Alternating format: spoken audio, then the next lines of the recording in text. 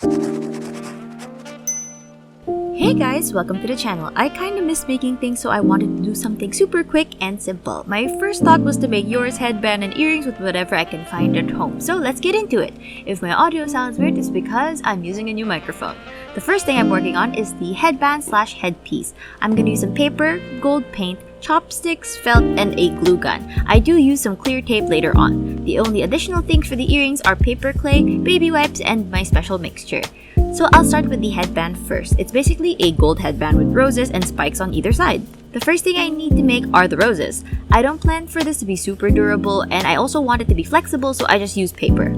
I'm using the super common way of making paper roses, so it's usually 4 pieces of paper that are squares. For my purposes, I'm gonna use 5 papers for flower, and I'll show you why later.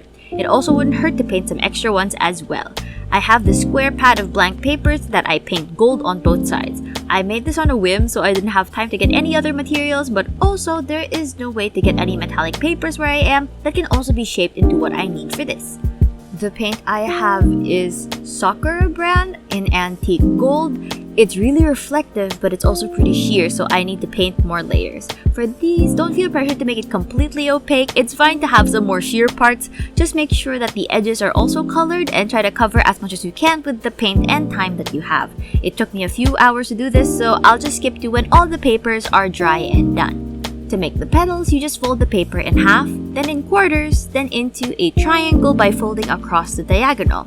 Then use something circular. I'm using a coin to make the rounded shape on top. Be careful when you draw this rounded top and how you fold the paper. Make sure you're cutting it the right way so you end up with one set of 8 petals, then pieces that aren't connected. But if you do, I'll have a use for those later, because I did make a few mistakes. The last one that I actually did wrong because of my folding and where I placed the cut. It turned into 2 sets of 4 petals instead of 1 set of 8. If this happens to you, there's still a way to do this since cutting petals is part of the entire process. There's also a super minor issue since it's not going to be the one that's most visible. You can just tape them back together, and I do that later on. I also add a small cut on the bottom to create a hole in the middle of the petal. You can always make this hole bigger, but you can't shrink it, so start small. Now enter live footage of me to explain how I cut each petal. Hi, this is live footage me coming to you for what I'm doing. So basically, we have these. So my camera originally didn't get it, like my overhead cam didn't get it. So I'm just gonna explain to you how I cut these. So these, you can see how I cut them. So you fold the papers into squares and into triangles. And then you usually only need 4 pieces of paper, but I choose to use 5. You'll figure out what this full one is for later.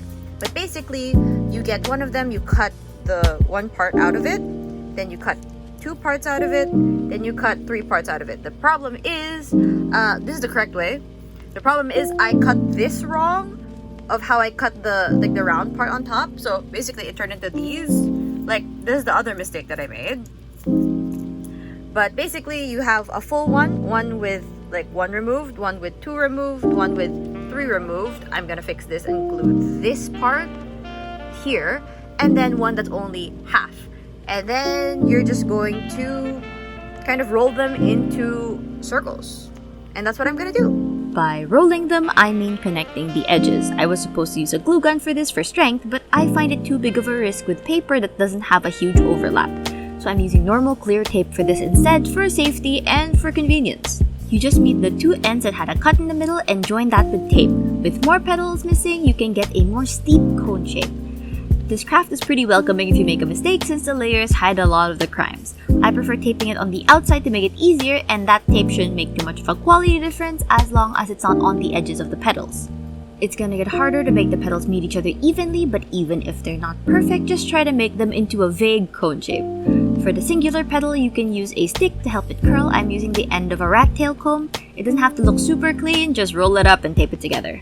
Now I take the end of the comb again and curl the petals. I put my thumb on the petal and push it onto the stick part while twisting my wrist to curve it outwards. Don't be too harsh with it, and just add a subtle curve to the petals.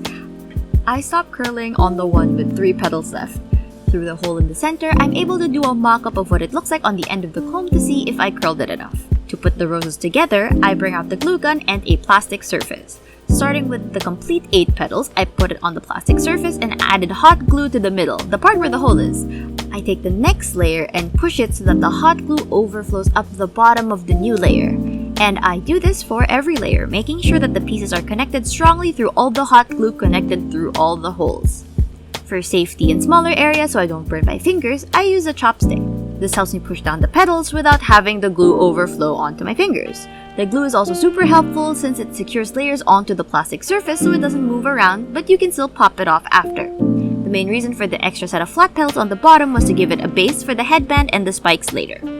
I take a scrap piece of felt. This is leftovers from the Shinobu butterfly headpiece video, and I make 2 circles with the center of a washi tape. The roses have these spikes on them and I'm just using chopsticks for that. I'm recycling one of my used paint mixing sticks. To remove a bit of the paint and make the ends look more consistent, I sand them. I'm doing this over a piece of paper so I can get rid of the dust easily.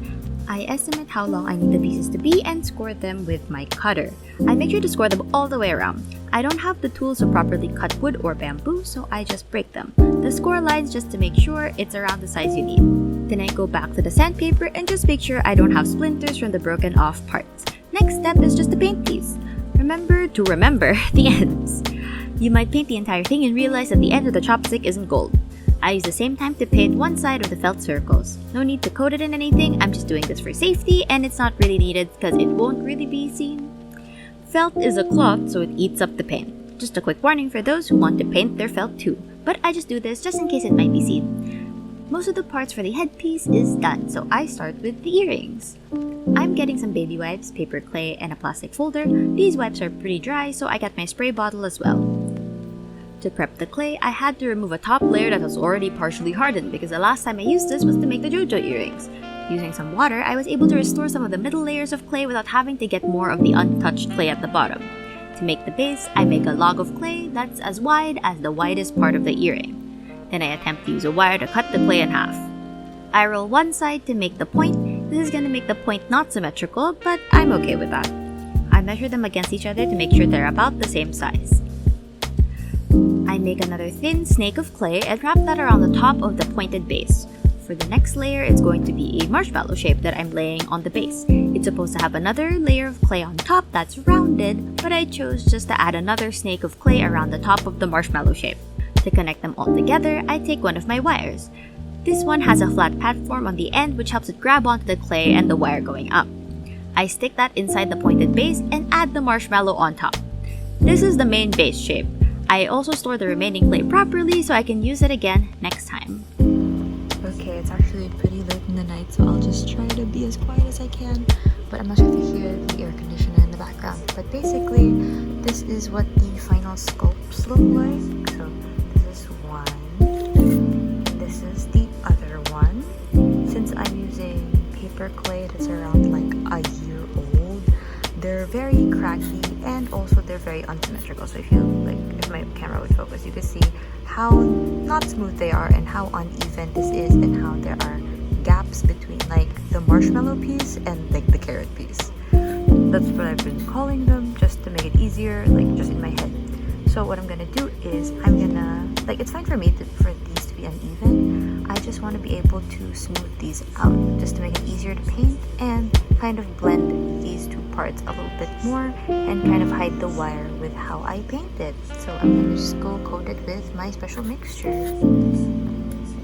Since the part that I used was already partly dry, it created a shell pretty quickly, but since it dries quickly, I wasn't able to smooth out the bumps, cracks, and folds.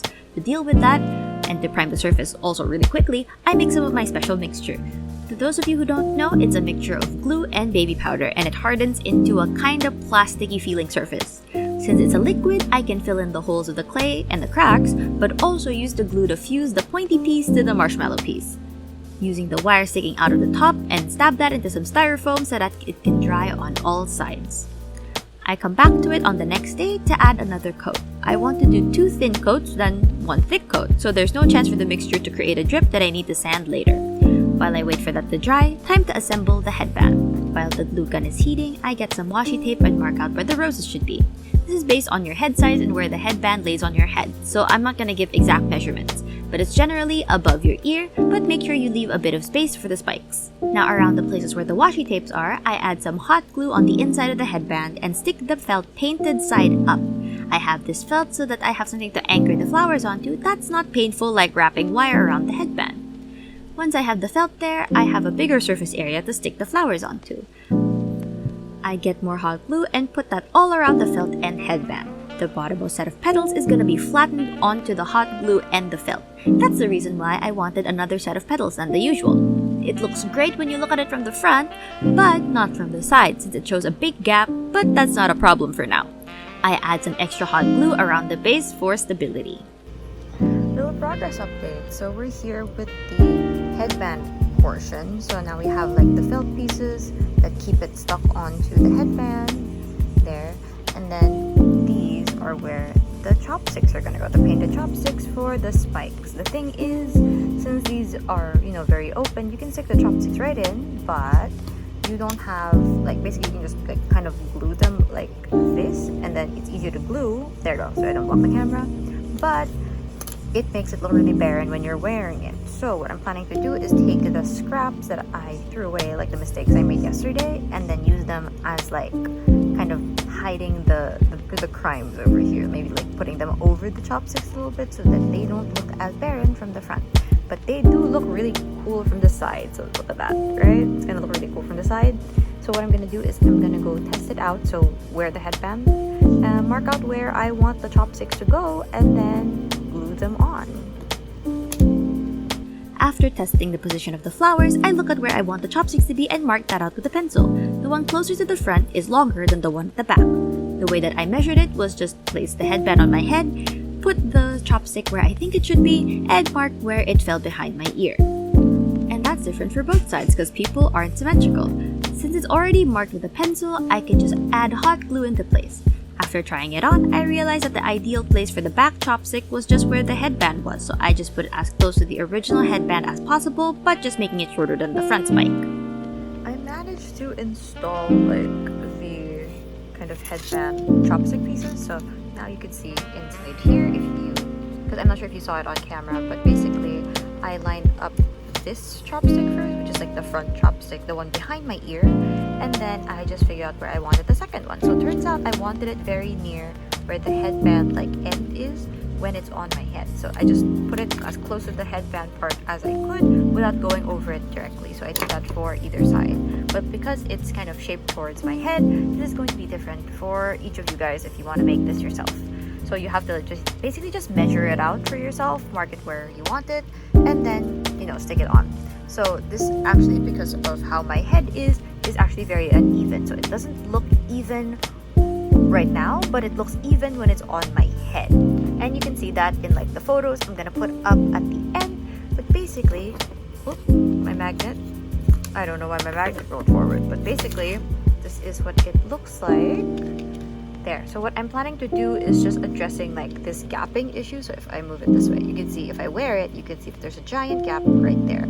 So what I'm planning to do is take my leaves, the petals that I didn't use, and stick them on with more hot glue. So yeah, I'll just do that. So I just get these mistake pieces from my cutting earlier and use that to cover the chopsticks, 2 for each side. I just stick that on top of the chopsticks to cover them up a bit, and the headpiece is done. To finish up the earrings, I just paint them gold. It took multiple coats, but it got there eventually.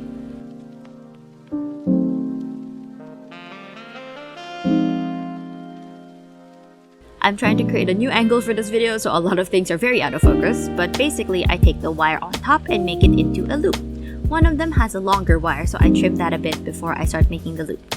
Since the loop is very uneven, which can make the placement of the earrings on my face uneven, I add another ring. All I have to do is open the ring, loop it on, and close. And that's all of yours accessories. I hope you guys enjoyed the craft for today, still not over Spy X Family, and super excited for the part 2 in October. This was a thing I made impulsively over 2 days with what I can find at home, so I hope it looks decent enough. There's another thing I can add to my collection of custom anime-inspired / cosplay earrings. Do you have any suggestions for stuff I can make next? Leave your thoughts in the comments below. If you found this video interesting, hit the like button, and if you want to see more videos like this from me, then hit the subscribe button and the bell to know when a new video is out. I try to upload every week, Monday nights at 8. I guess that's all for this video. Bye guys!